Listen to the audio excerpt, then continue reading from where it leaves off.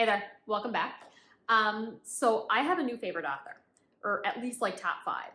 Akwaeke Emezi is an author who wrote Pet, and I read this for the first time for the Blackathon a couple months back, and I am obsessed with this author's writing. It is so direct. So it's not middle grade. I think it's young adult technically.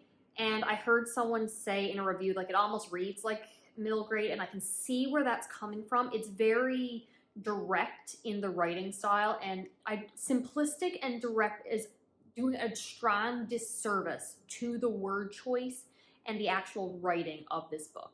It is direct. It is very straightforward. There is nuance there, but this is what I'm saying. This is the message. These are the themes. I'm going to tell it to you, and I'm pulling no punches. The writing pulls no punches, and that comes across as very direct and simplistic, but the way it's done, I love reading this book. So Pet is about this young girl, I believe transgender, named Jam, and selectively mute, chooses not to speak, uses sign language, and she lives in this world where all monsters are gone. It's a utopia. It's wonderful, but then a creature is pulled out of a painting and says, I'm here to hunt a monster. There's a monster in your friend's home and we have to hunt them. And it is incredible. I'm going to give you two quotes from this book so you can get a feel what I'm saying about the writing style. The monsters always tried to apologize when they were caught, using the same slippery words that had worked for them before. They thought it would be enough, that some time would pass and they would be welcomed back as if nothing had happened. They were wrong.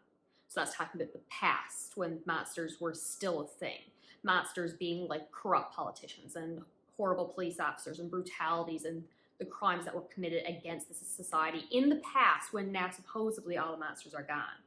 And then another one, the truth does not change whether it is seen or unseen. It whispered in her ears. A thing which is happening happens whether you look at it or not.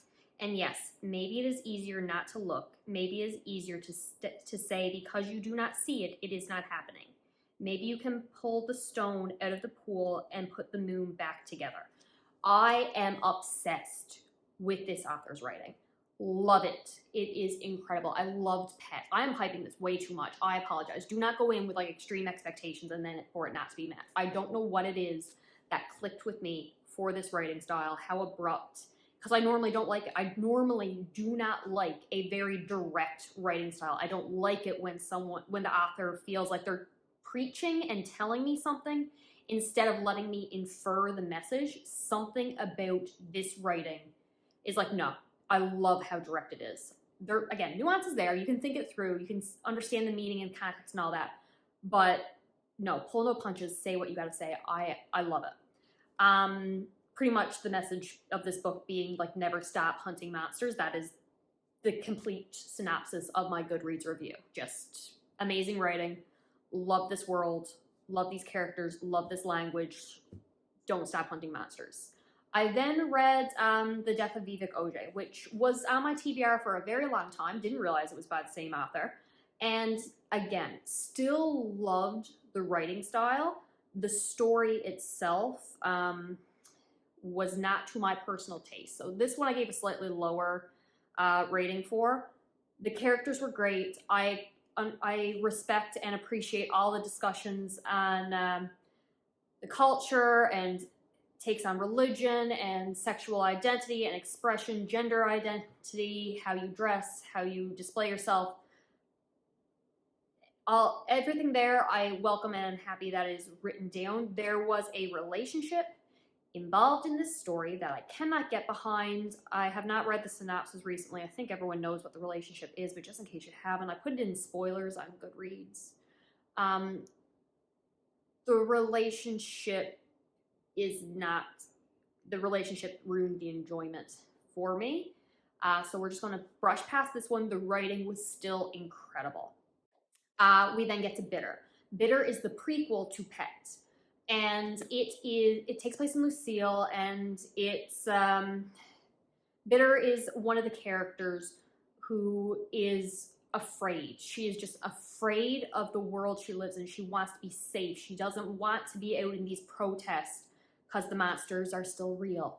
And she is the one who, she feels like she's a coward and she should be doing more, but she can't. And she's in this relationship and she got these friends who are getting more involved, and it's just expanding the world, expanding the characters with this writing style I absolutely love.